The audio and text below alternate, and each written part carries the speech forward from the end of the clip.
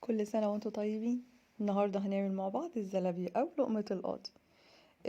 في بعض البلدان بيسموها العوامة. النهاردة هنعرف ازاي نعملها بشكل جميل مدور، وكمان مقرمشة زي اللي بنجيبها من بره وأحسن كمان. طبعا احنا طول عمرنا متعودين ناكلها بالشربات أو بالسكر البودر. النهاردة بقى هعملها معاكم بصوصات مختلفة. ما تنسوش بقى تعملوا لايك للفيديو لو عجبكم، تشتركوا في قناتي وتفعلوا زر الجرس عشان يوصلكوا إشعار بكل فيديو جديد أنزله.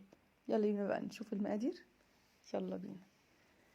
هنا معايا كوبايتين دقيق متعدد الاستعمالات طبعا، وكمان هحط معاهم معلقتين كبار من اللبن البودر، و3 معالق كبيرة من النشا او الكاستر. انا هنا استخدمت الكاستر، بصراحة فضلته في الزلابية، بيخلي كده لونها ذهبي جميل. وكمان معلقة كبيرة من الخميرة ومعلقتين كبار من السكر، ومعلقة صغيرة من بيكنج باودر، وكمان رشة ملح. هقلب المكونات الجافة دي كويس جدا مع بعض، وبعدين بقى هبتدي بقى ان انا اضيف المية الدافية. هنا ما ننساش بقى معلقتين كبار من الزيت نباتي، اي زيت نباتي. هبتدي بقى ان انا اضيف المية الدافية. طبعا المية تبقى كمية تقديرية حسب الدقيق اللي احنا بنستخدمه، في دقيق بيشرب وفي دقيق ما بيشربش. هنا قلبتها، حسيت ان هي محتاجة شوية مية، فيعني احتاجت مني بالظبط كوباية ونص من المية الدافية. هقلبها كويس جدا مع بعض لحد ما التكتلات دي تختفي وتبقى ناعمة جدا. يعني هفضل اقلبها كده لمدة 5 دقايق لحد ما بقت بالقوام ده. بعدين طبعا هغطيها بالاسترتش راب وكمان فوطة، وهسيبها تخمر لمدة ساعة او ساعة ونص، يعني على حسب. بس كده. هنا بعد ما خمرت، هنا هقلبها كويس جدا قبل ما ابتدي ان انا اشكلها واقليها. ليه بقى الخطوة دي مهمة جدا؟ في ايه؟ ان احنا لو قليناها كده وهي فيها هوا، هتشرب زيت وهتبقى كده مخرمة، مش هتاخد الشكل المدور الجميل اللي احنا متعودين عليه. فمهم جدا الخطوة دي ان احنا نقلبها كويس جدا ونخرج منها الهواء. احنا طبعا مع كل استخدام يعني ليها، هي الخميرة بتبقى نشطة، وكل ما طبعا ما بنعملها ولو سبناها شوية هتبتدي انها تدخل هواء جواها، فاحنا كل شوية نقعد نقلب فيها. بس هنا انا جبت زيت ومعلقة، وهبتدي بقى ان انا هعملها بطريقة التلقيم. ايه رأيكم بقى في الشكل الجميل ده؟ كده بتبقى مدورة، وده الشكل التقليدي او اللي احنا متعودين ان احنا نشوف عليه في ماكينة زلابية، وفي ممكن بالقمع الحلواني، وفي ممكن نعمل بالازازة البلاستيك اللي هي نعمل ثقب في الغطا بتاعها وبعدين ننزل كده. فانا بصراحة حابة قوي الطريقة دي، تحسسني كده بالمتعة كده وانا بعمل الزلابية.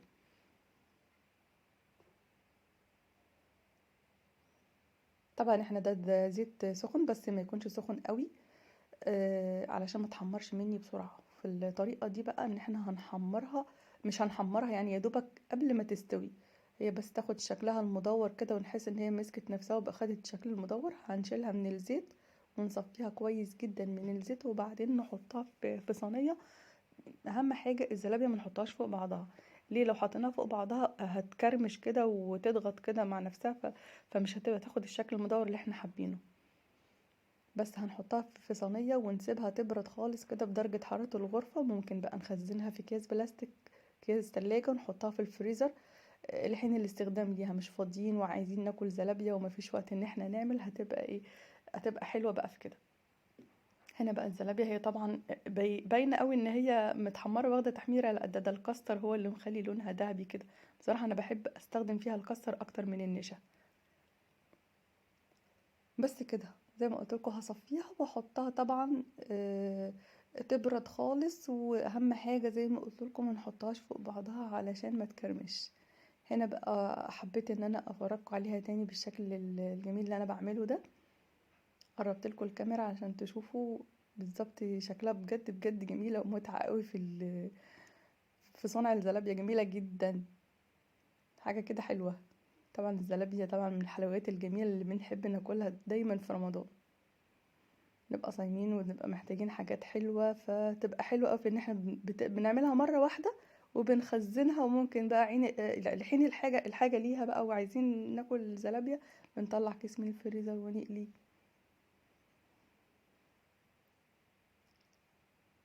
هذكركم بالمقادير تاني. عبارة عن كوبايتين من الدقيق ومعلقتين كبار من اللبن البودر و3 معالق كبيرة من النشا او الكاستر ومعلقة كبيرة من الخميرة ومعلقتين كبار من السكر وكمان معلقة صغيرة من بيكنج باودر ورشة ملح ومعلقتين كبار من الزيت النباتي، اي زيت نباتي عندنا.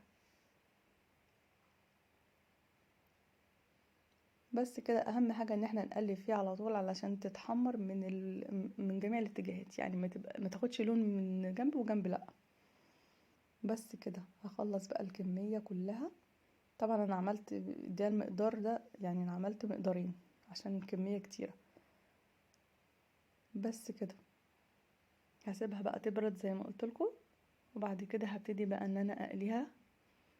والخطوة دي مهمة جدا، ليه؟ بتخلي الزلابية مقرمشة واحلى كمان من اللي بنجيبها من بره. لازم ايديا تبقى فيها على طول، اقلب كده باستمرار علشان تاخد اللون مش لون ذهبي، يعني لون ذهبي محمر كده. كل ما قليناها وخلينا لونها اغمق كل ما هتقرمش معانا اكتر. اهي خدت اللون ده، لون جميل طبعا، واضح انها مقرمشه جدا. هنا معايا ده شربات، ولازم الشربات يكون ساقع.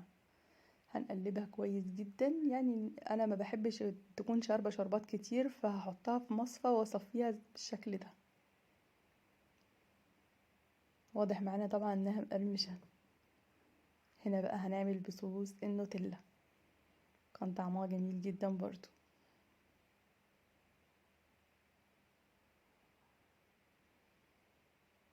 ده صوص النوتيلا. وكمان معايا صوص الفستق، طعمه برضو كان جميل جدا.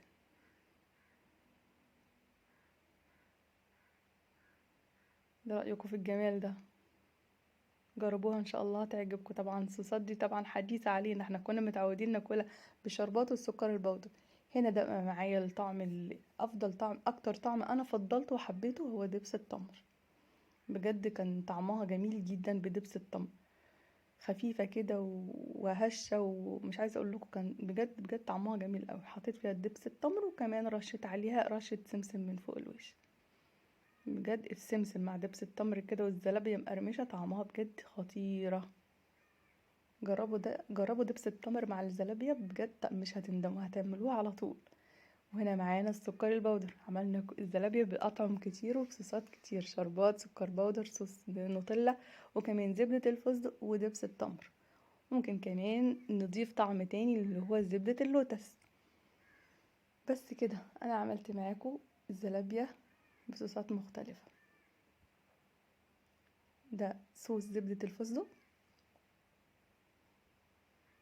وكان طعمه جميل جدا، وكمان النوتيلا